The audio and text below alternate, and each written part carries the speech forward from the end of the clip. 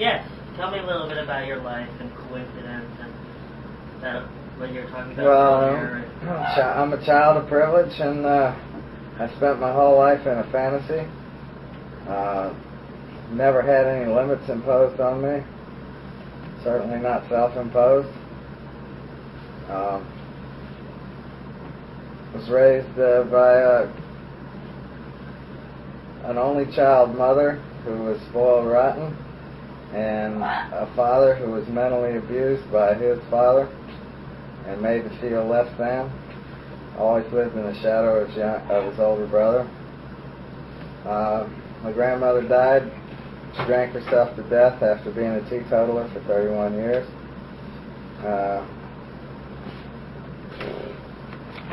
Let's hear about you. Well, you took 23 chromosomes from the sperm cell of my father and 23 chromosomes from the egg cell of my mother, and you put them together, and that was the seminal influence in my life. Funny thing about it was, one of them chromosomes was lit up with neon, had addict, addict, addict, addict flashing. And then, you know, my family was just, I got 2 sisters. My family life was never uncomfortable, really, but it was never warm. Not much affection. Not much throwing the baseball, going fishing, and all of that kind of rah-rah kind of stuff. My placidity, what little of it that I had, was bought.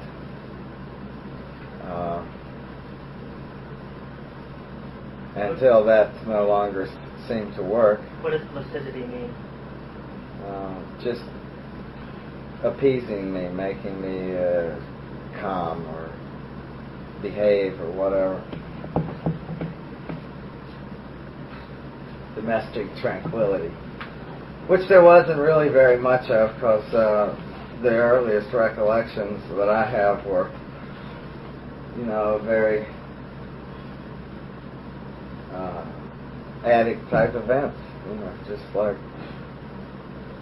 conning and manipulating and running away and breaking and entering and lying and rock fights and staying out all night and feeling alone and skipping kindergarten and, you know, sitting in the back of the room in first grade and the front of the room in second grade, next to the teacher's desk, I mean, and back by myself in the back of the room in the first grade. I never felt like I belonged even back then. I was the classroom clown, always making jokes and causing trouble, always in the principal's office, seeking attention.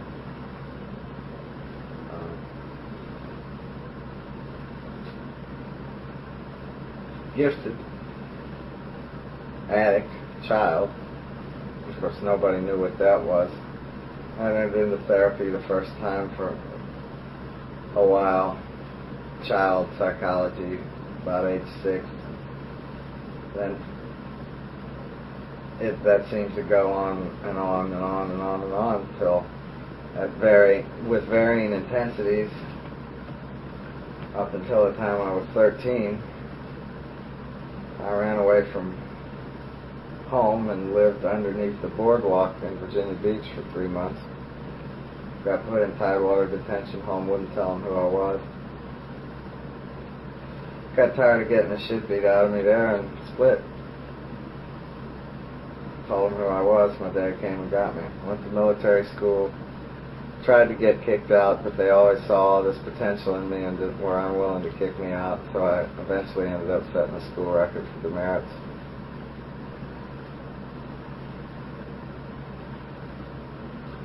I had learned at a very early age, you know, how to get attention by fucking up. And it's alright, it's cute, you know, because I had a nice smile and, you know, people generally liked me, and I was fairly intelligent and not malicious in those attempts to get, for the most part, malicious. I burnt the neighbor's house down, and not really. I set it on fire though. I did too. And killed a cat when I was 6 years old by stuffing dirt in its mouth till it died. I always felt bad about that until I got clean and did some inventories. I think we all get to feeling who we are pretty early in life.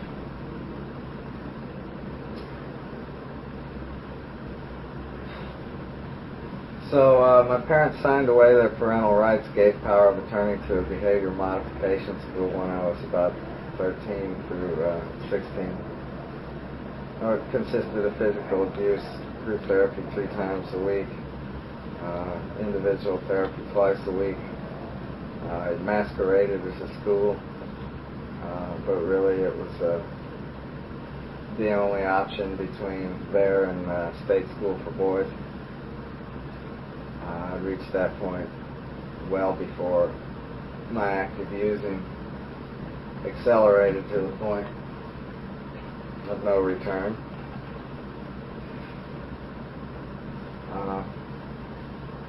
There I smoked weed for the first time, and I found out how easy it was to pretend to go into a catatonic state and be able to withdraw. I read books on psychiatry, and of all the shrinks that ever saw me, none of them had the same diagnosis because I fucking played games with all of their heads. I have as many different diagnoses as I have doctors in my past.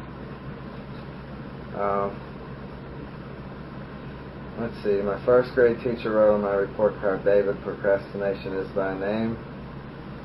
My third grade teacher wrote on my report card, David could talk a Philadelphia lawyer out of anything. These are just to point up, that the disease was present.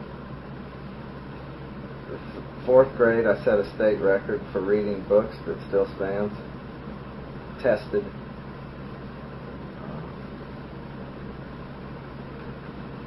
Certificates of merit. In 5th grade, the teacher had bad breath, and I made D minuses all the way through. 6th grade, I made all A's and D's. 7th grade, I went to hell.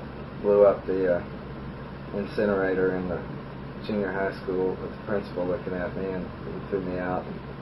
I went to military school and set the school record there for merits. And then it was the school for incorrigibles. And Sylvester Stallone was one of my classmates. He went to the same place I did. He was a ward of the state court ordered.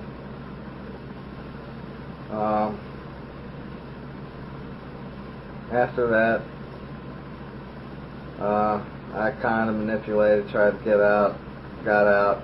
It was going to go. I escaped through sports. I was an excellent athlete. Never picked up a basketball until the 9th grade, and the summer before the 9th grade, and made the junior varsity team in mid-season, got to the varsity, and the next year started in that school, and we were Keystone Conference champions in basketball, which was some loose amalgamation of private schools and some public schools. I wanted to go. I had these dreams of being like a basketball star for West Virginia University, and I was good at it. And so I kind of manipulated to get to go to high school in my hometown, and I was ineligible. To play because I didn't attend school there for a year. It didn't dawn on me that I could sit out a year and practice. I wasn't into anything like that by then. I'd already spent that summer in Haight-Ashbury, San Francisco. So what I did was I skipped the first 5 weeks of school and just showed up to homeroom, and then went and got loaded every day out in the woods. Charged a case of beer a day to my family's charge account, and went out in the woods and drank the beer. So and smoked reefer, and I had my own apartment because my parents still didn't want me around. And we got crystal methadone by the jar from the hospitals, and we broke into pharmacy, a supply warehouse, and got 500,000 blue morphine, blues as they were called, or new morphine. We used to give them away, and people were killing each other over them by the time they were getting ready to be done. So I was just getting loaded, man, and I got called into the office one day at homeroom, and there wasn't nobody there as I came back from school to get my books, and to get on a bus and go home. And it seems like my homeroom teacher, which was the drama teacher, took a shine to me, and I was given a choice by the principal, either audition for a part in a senior class play or be kicked out of school. Go up there and sing that song or be kicked out of school. So I went up and sang the song, and I got the lead in my senior class play. Little Abner. My co-star in that play, leading lady, had the lead in the Pirates of Penzance Roadshow a couple of years ago, and is currently a working actress and singer on Broadway. And anyway, we got... what do you do right now? What's your occupation? What do I do right now? I'm a semi-retired carpenter. So, at any rate, that was about the only thing that kept me going to school, and I went to school and passed out joints in the smoking area because I knew I had them over the barrel and they wouldn't kick me out. The day for the play came, and I was nowhere to be found, so the entire senior class went out combing the hills and hollows around where I lived looking for me. They finally found me about 45 miles away from home in a log cabin, loaded on sauce and Nembutal, sauce being Robitussin AC. So I finally got home 3 hours before I was supposed to go on stage that night for the first night of the play. Fear of failure, fear of success, who knows? I don't know what it was. Addiction. So we went on. It was real good. I didn't muff any lines. The girl got jealous. The next night she fed me a whole bunch of miscues, and I just looked at her, made an obvious break of character, and looked at her with a real weird look on my face, and went on with my own lines where they were supposed to be. The governor was there. He asked us to do a special command performance for him. I got a scholarship to college for the highest talent award in acting at West Virginia University, but I never graduated high school because they threw me out immediately after the play.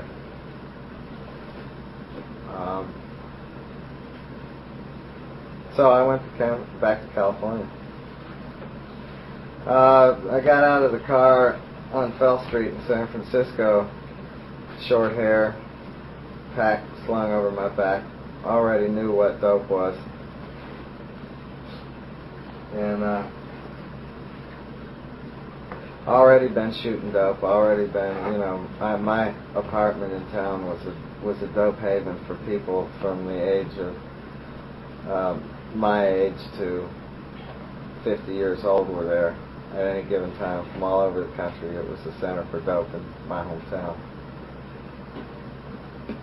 I was shooting speed and shooting Merc, which is USP cocaine that they used in hospitals. We would get, like I say, jars of it and hashish from New York and Columbus, and acid from Cincinnati over on Calhoun Street.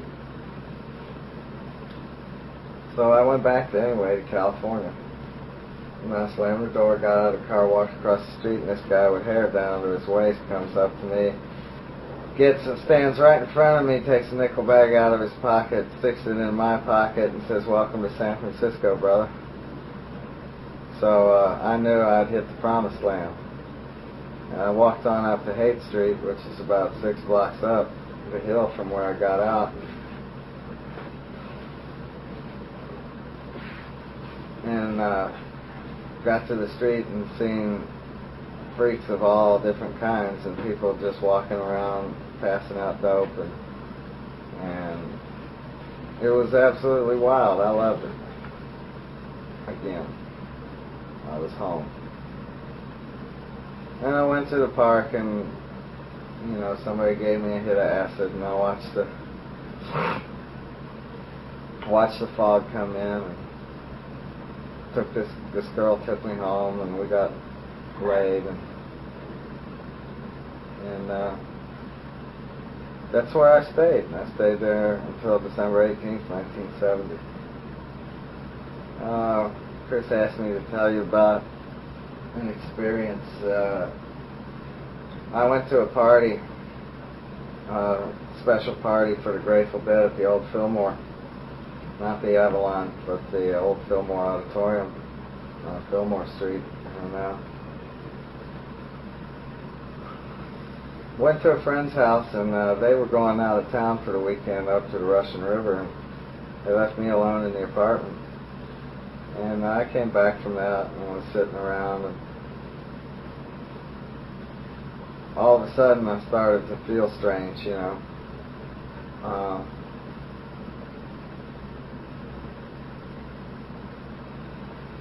it was real weird, it was like a out of body going through past lives experience.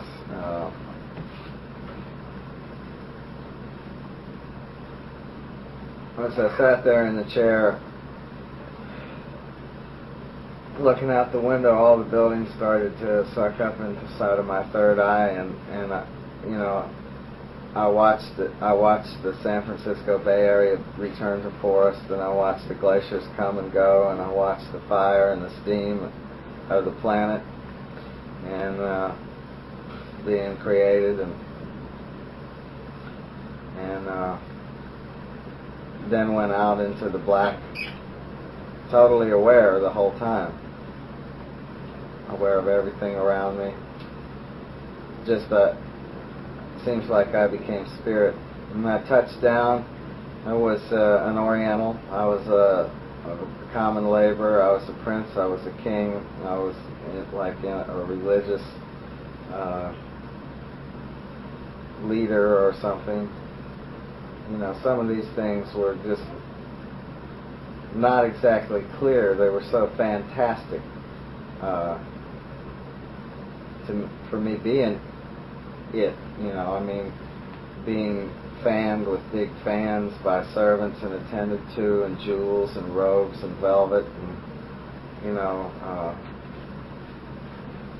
was like going through all my past lives or something, or somebody else's past lives. Who knows? I don't attribute a hell of a lot of significance to the whole thing today.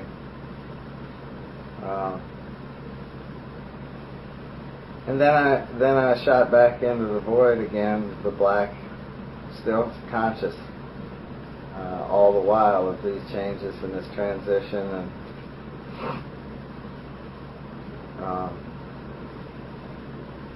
I was like, all I was aware of was me in this black, and it was like crossing paths with a kind of a silver gold radiating light that had a high pitched frequency to it, and by the time that we were moving in different directions, this light in my consciousness, and when we came directly parallel to one another, we started moving towards one another. As I got closer, I was able to make out the words I am, I am, I am, I am, I am. And I became one with that energy. And I saw nothing, yet everything. I felt nothing, yet everything. It was the most peaceful, blissful experience. During the course of being with that spirit, I would say that I experienced a actual, or maybe fantasy, visit to what the city of light that it talks about in Revelation must look like. It seemed like I communed with God and the spirits, and and Jesus and Moses and Confucius and Buddha and all of the great spirits, I guess. It's the only way I can describe it. And then I guess it was time for me to go. Coming back to this plane of existence, I mean, being in the human form on Earth, coming back from where I was absolutely the most excruciating pain over every inch of my body and every nerve, and it was like the end of the movie 2001 with the colors and all of that type of stuff, and but it was also like being drawn down a tiny little straw with pieces of glass and razor blades in it that were pointed in the opposite direction from me, and I was being ripped and pulled and torn and cut and slashed, and I woke up still sitting in the same chair with a softball size charred black scar and a deep hole in my leg, and it didn't hurt. I have no idea where it came from. I never left the house, as far as I know, at all during this experience, which lasted probably about 9 hours. So I looked down at my leg. I said, "What the hell is this?" I had to use the bathroom, so I got up and went into the bathroom and looked at myself in the mirror, and my skin was all wrinkled and dangling like a 90-year-old man, and my hair was white. I don't know what any of this means, if anything at all. Needless to say, the experience was very unsettling. I wandered around in search of answers for what it was that went on with me.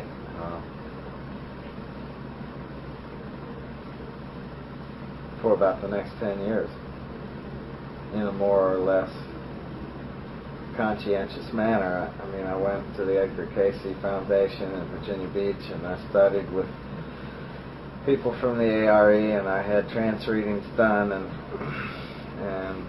things like that. And a lot of those readings and stuff confirmed, I never told anybody about the experience. I found that there were readers and things like that, and they, in their readings, found the similar things. And I had people walk up to me over those years and say, "I know you. I remember you in Atlantis, and I know you. I remember you in, and I remember you in." And I was always kind of amazed when it happened, but never, owing to what it was that I've been through, surprised. And usually those individuals and I bonded really fast. There was something special between us. But just like most people, that have such high ideals that they're unable to live up to because they're human, we quickly couldn't live with each other's shortcomings, and usually parted ways in a very negative sort of fashion.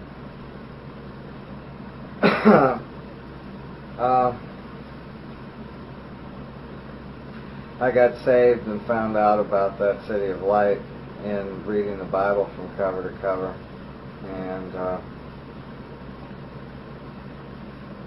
I talked people down off of acid, and this preacher came by and prayed over me, and I was loaded on hash, and I got a rush from the tip of my toes to the top of my head, and when that was done, I was completely straight, and I quit using everything and studied the Bible for about 8 months. Didn't drink, nothing. And that's where I learned about total abstinence for the first time. That was 1972. I was married and got divorced in 72, and went out on the beach and looked up and said, God, I know you understand, and smoked a joint.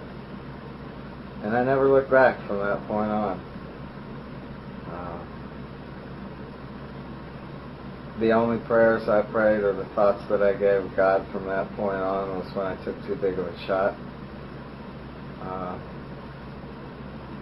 I was devastated by the loss of that relationship.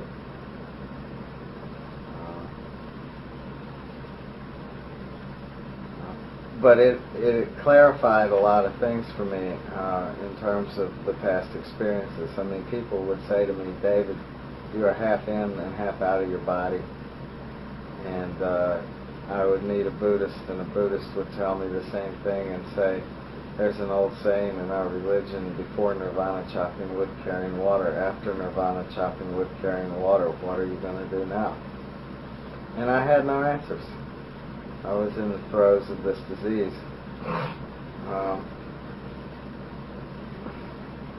I mean, I had some fun, and I snatched a brass ring a few times in my life, only to fall on my face in the gutter and knock myself unconscious and have the ring roll into the gutter, you know, and down into the sewer.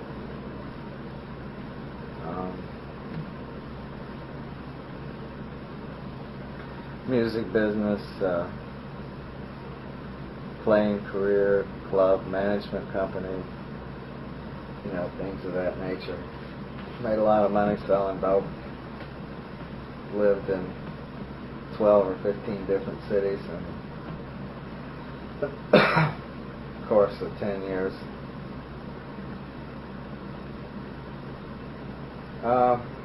Hit bottom in New York City for the umpteenth time. Living in a burned out building in Harlem, shooting $1,000 worth of coke a day, unable to keep 20 cents in my pocket, panhandling for wine and Wild Irish Rose. And I did that every day for a year and a half. Ended up 132 pounds in Port Authority. Called my mother, I'm going to kill myself. She says, no, don't. Come home. I said, I can't, I don't have any money. It's November. I was barefoot, Salvation Army, pair of jeans and a flannel shirt. My eyes were sunken back in my head. I had no gums, and I was a walking pincushion. But I knew how to die, and I was going to do it tomorrow. So they prepaid me a ticket, and my dad met me. I couldn't leave the terminal. I didn't have anything to go get anyway. I got home, and he freaked out and bought me a new set of clothes and took me to a motel and got my hair cut and made me shave. And my mother took one look at me and broke into tears. And there was no way for me to hide my tracks.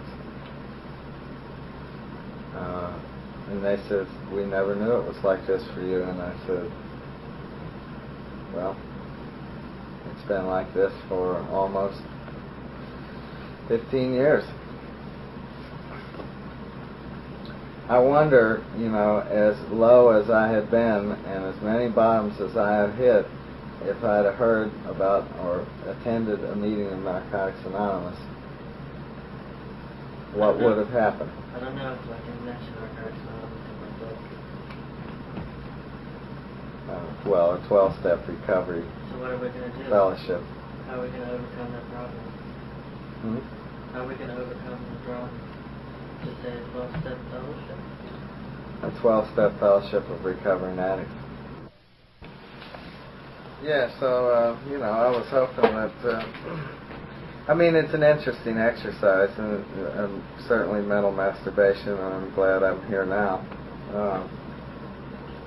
With 4.5 years clean. But, so I laid on the couch, eating and sleeping for 2 months, and put on 20 pounds, and then one day I felt good enough to go to the liquor cabinet. I went to the liquor cabinet because I was all jammed up. My old man was on my back, my mother was on my back. You've laid on the couch here for 2 months. I could have laid on the couch for the rest of my life and never gone back outside, but they were forcing me to go back outside, forcing me to take a look at myself, and I couldn't do that. I couldn't go back into life. I didn't want to go back into life. So I hit the liquor cabinet and I started drinking from dawn till dark. And my dad had a make-work job for me, which I took a case of beer to every day. Anyway, I stole $50 from my father one night to get loaded, and that was the day before I got clean. And because I knew that, see, the end of the road had come, so I was going to be kicked out and had to go back to New York to the dope man and sure death, you know, because I wasn't going to go through that shit again. So that late one night, I tripped over a guy's car. This later ended up being my first NA sponsor, and found myself on my way to a meeting the next day and told him I was an addict and I was going to go home and get loaded and think about it. Today, the next day I surrendered. I got clean. I've been clean ever since. It hasn't been easy. There's been a lot of, I think the most heavy part of it was just facing myself in the mirror and looking at myself and going, I don't like you. And the answer that came back to me from all you people was, so what are you going to do? Change or die? And I couldn't even answer that question when I got clean. It took me about a minute to answer the question positively. Do you want to stay alive? I went, well, yeah, well, I guess so. So I was a real sick pup, but since I've been here, you know, the promise of freedom that's talked about in the book, More Will Be Revealed, and in our fifth tradition, has come true for me. All of those oddball things that happened to me in my life were God's way of uniquely preparing me to be of service to humanity and to carry His message and to do His work for society. Today I know that my business is recovery, and my life, the results of my life, are none of my business. And I've just surrendered and gotten out of the way and allowed you people to, to show me what to do. To ask to be shown where my behavior is deficient. To ask to be shown, tough stuff. And the interesting thing about it is all of the things that I studied about God and religion and all of that stuff crystallized with my understanding of the Narcotics Anonymous program. I have no doubt in my mind whatsoever, no feelings of uneasiness, that I'm absolutely where I am supposed to be to do the most good to humanity and for myself, and to be of service to God and society.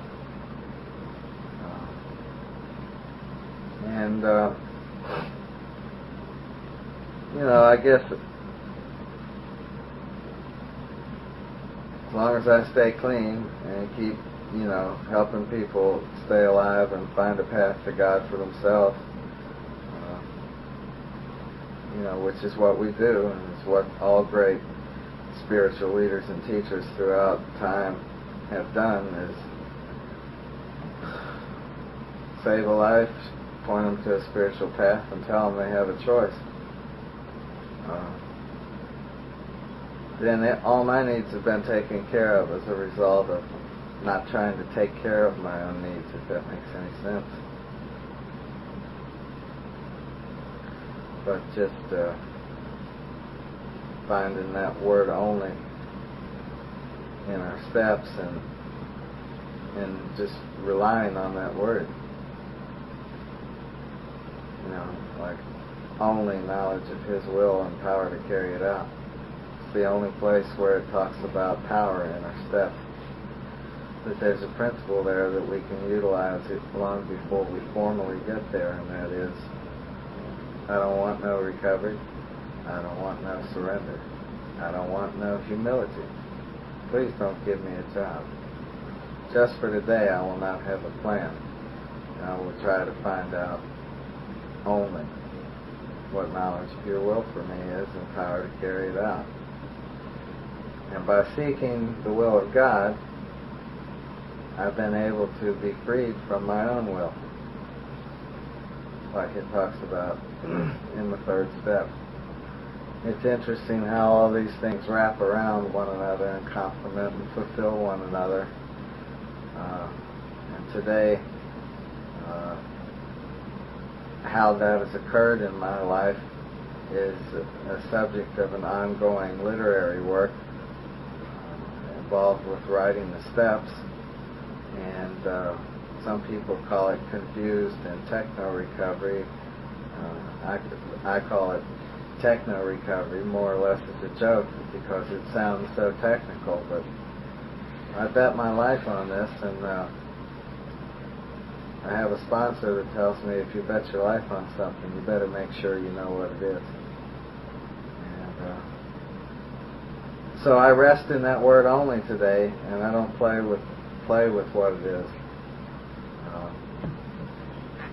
I know that the God that I understand, I got high with Him for 22 years. So I better surrender to the God that we understand, the one that works. That's about all I got. Is there any other thing? That's a synopsis of Grateful Day's life.